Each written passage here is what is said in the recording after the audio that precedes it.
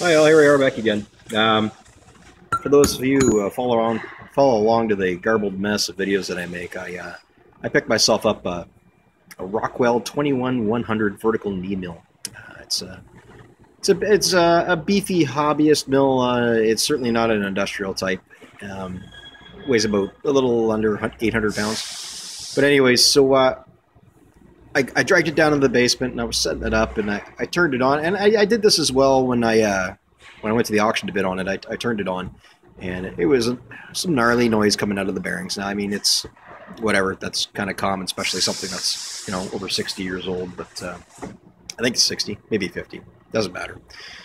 But anyway, so I got it home and I got it cleaned up and I'm putting it together and I turned on the spindle again, or the head again. Sure enough, it's making this growling noise. And I went on the online forums and a lot of people are saying, run them for a little while, let it heat up, and maybe redistribute the dried up grease, what have you. I don't know. Anyway, I tried it, didn't work out. So took the head apart. Hooray.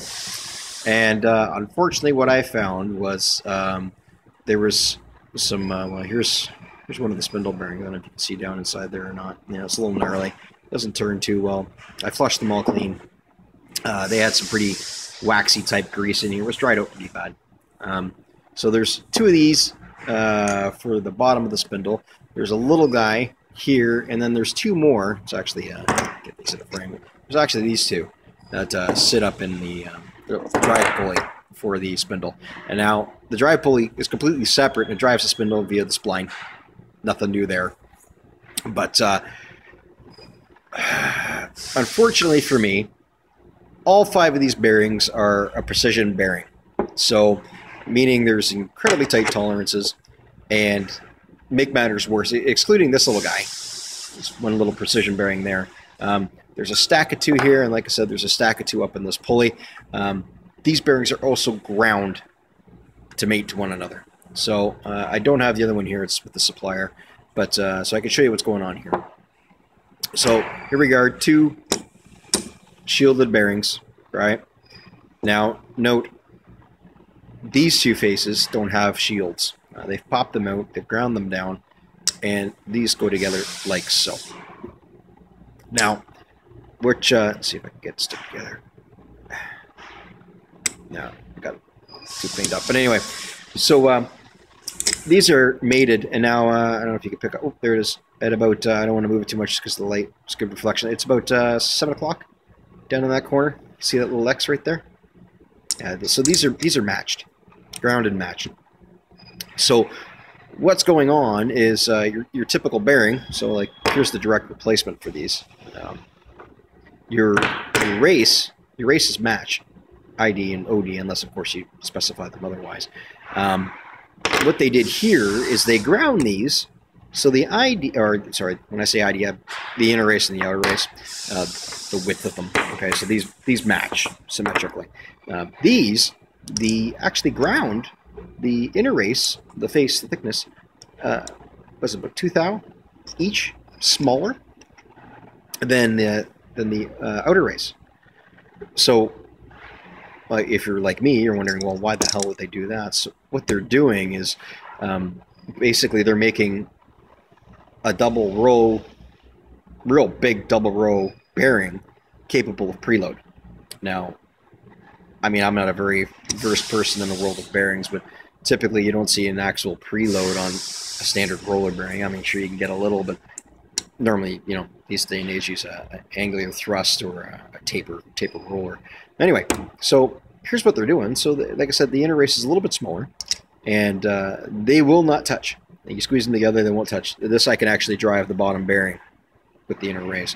So, and then this presses up, this one, like I said, set presses up inside the pulley housing. And then they've got a nut that comes in and puts preload on it. Now, the upper pulley doesn't actually, it isn't directly coupled at all to the spindle. So I don't really know how drastically important this preload is.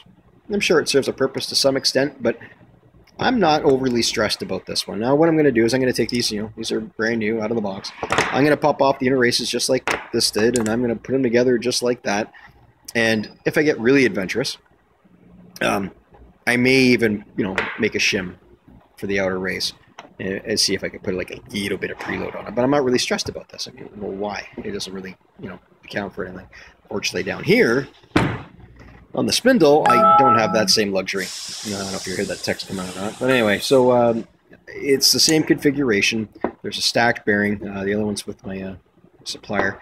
And so I got a double stack. I got a stack here, and I got the single here. Single's easy. Stack, again, same premise.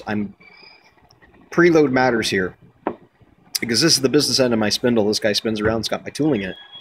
And I can't have this being all wishy-washy. I got to make this run as true as I possibly can.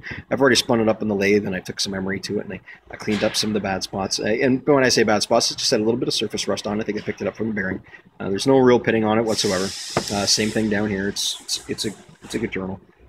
But so anyways, so I've got 2 precision bearings coming on order. This little guy here, I wish I had the other one with me. It was $40. I mean, what's $40 when you're trying to mill something down to a tenth? But I don't know what these are going to cost me quite yet. But so anyways, I've got them coming, and when they do show up, I'm going to have to figure out some way to actually do a real good preload system. I'm getting away with one up here. I don't know if I can get away with the same thing down here. Maybe. If anybody knows, please add it in the comments. I'd greatly appreciate it. I'm not too sure exactly what to do, and I don't want to trash these trying to figure out some way to grind the ID. So anyway, that's where we're at. I expect the bearings to come in within a week. Once I get these bearings in, I guess I can reassemble the spindle and I can put that back in the machine. I'm going to paint the head down, but I've got it apart. I'm glad I waited on that. And I need to clean it. This is gnarled up pretty good. I don't know what they did here. I already hit it with some emery, but there's a high spot in here on one of these flights. One spline, sorry. I'm not too sure exactly where it is. I think that's it there. There's a high spot there. There's some chunks out of it. I don't know what this guy did with this thing. Anyways, I'm not about to replace it, so I'm just going to clean that up, hit it with a file, take down the high spots, make it run nice and smooth.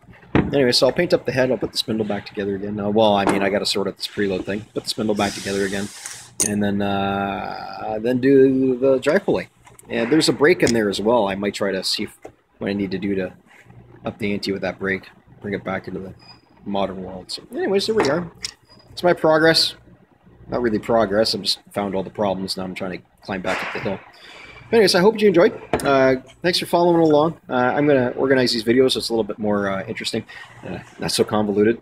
And keep in touch, comment, like, share, all that stuff. Whatever the hell kids do these days. Greatly appreciate it. Talk to you soon. Have a good one.